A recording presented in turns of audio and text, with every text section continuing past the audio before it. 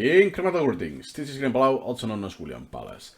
Welcome to Pleasure Learning. Today I have one very quick tip. When you are browsing the graphs, usually you have the hover. So in my top right corner I get the actual number, which is useful, right? Especially on graphs like this that they have very outliers and peaks. That makes this increasing the scale, right? But sometimes this doesn't happen. For instance, the distribution for lapses. Because I have lots of items with 0 lapses. The reason for that is that they are actually pending. I never seen those because they are from the Advanced English collection. So I cannot really appreciate how many times I listed the card.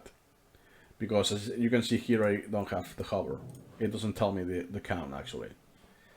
But there's a solution. You can either use the mouse and cut off left, right, or top. But I will use the shortcuts.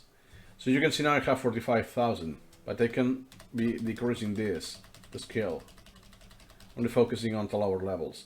Now you can see I have about, I don't know, 300, something like that I have lapsed once.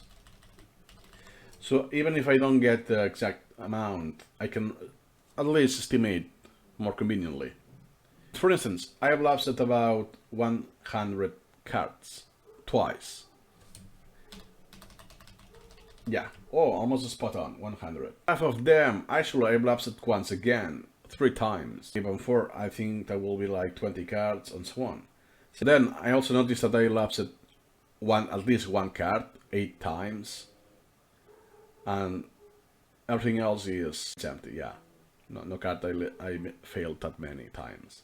So, hope this is useful, and I see I will use it time to time, especially for this graph.